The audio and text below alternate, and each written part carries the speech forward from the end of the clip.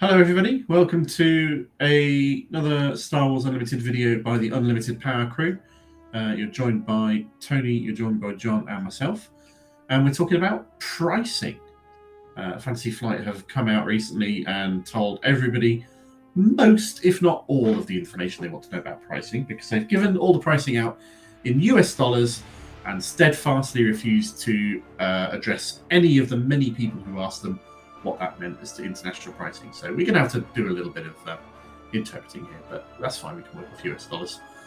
And they've also gone through exactly what the products you'll be able to buy will be, either if you're a store or a customer, or possibly even both. Who knows? And the first, I have read this article, but I'm interested to see what you say about the pre-release box, because I want to know if it's worth the 30 quid. So I guess let's talk about it. The pre-release box. Each booster, they say a little bit later on, just jumping ahead, is going to cost $5. And the pre-release box is going to be available to buy a week ahead of the release of the actual product itself. So it'll be the first way that you'll be able to buy the game. And it contains 6 boosters. So straight away, that is the price of 6 boosters. So anything over and above that is a good deal. And you do get stuff over and above that. You get the 6 boosters, you get 2 promo cards, and they've not said what they are. Yes, they have. There were a special... I think they were an alternate art Luke leader and an alternate art Vader leader from the starter set. So they're kind of like showcase cards in that regard. Okay. You get quick start rules, you get damage counters, a deck building guide, which I assume is that little thing just underneath the box on the right there, and a deck box. So you're paying for the boosters, and you're getting the promo cards, the quick start rules, the damage counters, deck building guide, and the deck box essentially for free on top of that. I mean, that seems a pretty good deal at that point, right? It definitely does. Worth the $30. The problem's going to be, how wide supply is it going to be, and are you going to be anywhere near a store that will be running a pre-release event for this? Yeah, that's my major concern, because where I live, I don't have any sort of gaming stores on my doorstep. It's a long drive. Well, there's a few in Birmingham, but do they know about this game yet? Are they prepping for it? Are they aware of it? Are they going to be covering it? Are they going to be expecting any interest in it? So I don't know. I'm picking up with the stores that I know best or that are closest to me to try and make sure they're aware of this stuff, but we'll just have to see how that goes, unfortunately. So that's the first product. If you find a store doing it, then it's going to be 100% worth taking an afternoon or however. Oh, absolutely. It is. I will go to some great lengths to make sure I can go somewhere to get a pre-release box. Yeah, I'm pretty tempted to, even if I have to drive a couple hundred miles. I'd probably drive 2 or 3 hours somewhere to go to that event to get one. Yeah. Just to get in on the hype, if anything else, as well as to get the promos and everything. I suspect it'll be a really exciting sort of atmosphere and... Yeah. So that'd be cool. Plus, everybody will be green as hell, so you'll all be making really, really bad decks. So if nothing else, it'll be really fun to just play that week when everybody has green as hell, except people who've been playing games in advance and learning what they're doing, or watching YouTube channels that play games in advance. They've got extra. Who would be so dishonest or driven? I suppose you might want to say otherwise. Watch our games, and you might get some insight, which would help you on these things. Or you certainly might see how you do things wrong. Yeah, that's also good stuff. I was going to say, you'll see how not to do things, which is actually the best advice, right? This is all the mistakes. We've not made the same mistake twice yet that I'm aware of. Although I have found out something else since then, which I'll feed into our next game when we play it. Anyway, so... Indeed. The 2-player starter is going to come with starter decks, the contents of which have been made public by now. Each starter deck is 50 cards, plus Luke, plus the base on top of that. So each starter deck is technically 52 cards. And that will set you back $35 US. And you'll get your damage counters of that. You get the quick start rules. You get little deck boxes for them as well. Getting at least one of these, if you're interested in or serious in collecting or playing this game, is going to be almost a necessity, because the Luke and the Vader that you get in this as leader cards are only available in this starter deck. There are cards that are only available in the starter decks. And you do get 3 copies of each of those cards in the starter deck, so you don't really need more than one if you want to complete your collection and have 3 copies of each card for building decks with. It does say that you will get 10 cards that can't be found in booster packs. Yeah, and there'll be 3 of each of those. Oh, like it's 10 different cards, or not just 10 flat cards? Oh, wow, okay. Didn't realise it was as much as that. I think well, it's then like, you kind of have to buy I think it's like 5 Imperial, 5 in the Luke deck, as I understand it. Although one of those each might be the Luke and the Vader, so it might not be 3 of each. But okay. Playmat's good. I was going to say, good. It says here, if you want to see a preview of them, you can click their link. But what we'll do in this YouTube video is we'll link to one of our live games up above. So if you want to see us play with these decks right this minute, you can click the link that's going to appear up above on your screen. You'll be able to play right now.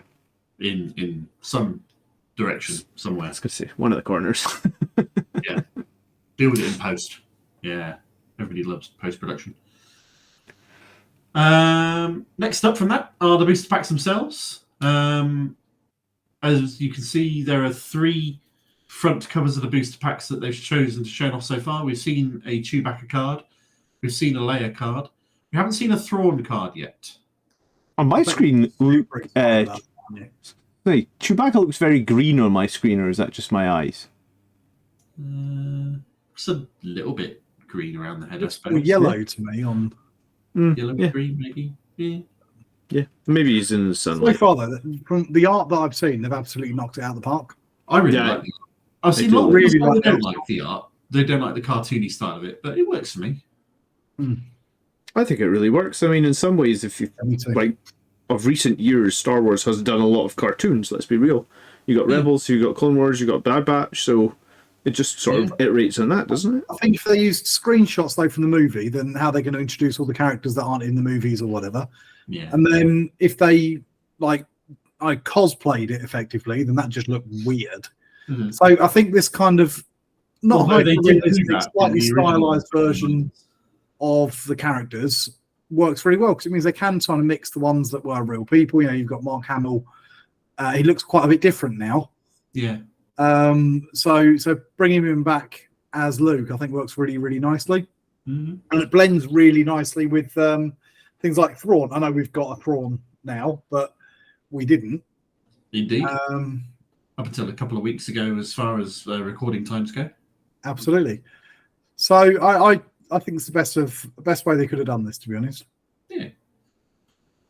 We have got another video, which I'm sure John will link to in post-production, going through the contents of a booster pack in terms of commons and rares and all that sort of stuff, and how many of them are going to be foily or special artwork and so forth. But they're going to be $5 a booster and 24 boosters in a box. And just if you haven't watched that video yet, they specifically say this is Spark of Rebellion booster packs. There are going to be, what did they used to call that in Magic the Gathering? They call it phases, or what would? Because I can't remember, but there will be other. There'll be 2 other expansions is a good word for it. There'll be 2 other expansions, so there'll be boosters for 2 others. One's called Twilight of the Rebellion, and it's called Shadows of something. Yes, so but we'll cover them whenever we get more information about them, for sure. Indeed. I'd expect they'd be the same sort of breakdown of rares, commons, and whatnot. I expect there'd still be 16 cards a pack. I expect there'll still be 24 packs a box. It might change slightly. I mean, we don't know, to be fair, so that's just me going off expectations. Do you know that as a kid, I always wanted to go into the shop and be able to buy the whole box of Magic the Gathering cards, and I think this might be the first time in my life as a 40-year-old adult now where I'm just going to be I'm having the whole damn box. Gimme. A couple of times I've done it. Have you done it before? Have you? The sadness about it is that when you do that and you still realise you haven't got anywhere near a full set. That's a little bit disheartening at that point. Don't spoil a dream. No, I've never done that. I've always wanted to. Yeah, me too. Hey, if you do that, you're guaranteed 24 foil cards at the very least, which is pretty cool. That's pretty cool. Yeah. Okay, I think, was there anything else in this article? That's the last of the things that you can buy from a shop as a customer. There are also that Fantasy Flight Games will be selling stores in order to promote the game in an organized play kind of a fashion. And the first one of those they'll be doing is the launch kit. So the idea is that alongside the pre-release box, they'll be selling the launch kits to stores as like prizes or promos to give away on top of the booster packs you get for buying the game. So it's prizes for playing in the event alongside it, just to make it a little bit more interesting. There'll also be special promo cards in there for the judges or people running the event at the same time, so they don't miss out if they're interested in doing so. So that's likely to be a one-time kit. There's also going to be a weekly play kit that the Fantasy Flight will be making available to stores to pick up and buy every week or keep in stock every week. And the idea with these is that it doesn't have to be weekly play. It's more like weekly engagement. So if you turn up at the store for whatever their weekly event is and sit down, chat, open some stuff, do some trades, just essentially keeping the community going, whether you're playing a game or not, then their guidelines are that you'd qualify for getting one of these little special weekly play boosters. So just some free cards, essentially. Okay, cool. And it says there'll be 3 cards in each of these weekly play boosters, which is kind of cool. But they're also going to be putting alternate art cards and hyperspace cards of things that you won't normally get in boosters, exclusive cards that are exclusive to the starters. You'll be able to get those from these ones. So it promotes going to little weekly play events. That's nice. Yeah, and just keeping going. And then the third kind of product that they've told us about so far is a store showdown, which is like a 32-player tournament, for want of a better term, with more prizes and more boosters to be given away as prizes. So actually turning up and playing in a pretty competitive format, whether it's it probably would be constructed at that point rather than sealed boosters, because that seems like the whole point of this one, rather than just being a sealed booster deck play. I don't know. They could do either. I love the way they call them an OP kit, and I know it means organised play, but to me that says overpowered kits for. Yeah. I did a bit of work in an OP a few years ago, but the interesting thing is that the premise that they've done for their organised play program is that they're using something called C3, which means connect, as in connect with people, and compete. And if you put it together, it's C3OP. Oh, very, very clever. No, Tony doesn't get it. No, I get it. Yeah, it took me a second. I was going to say, I'm very tired.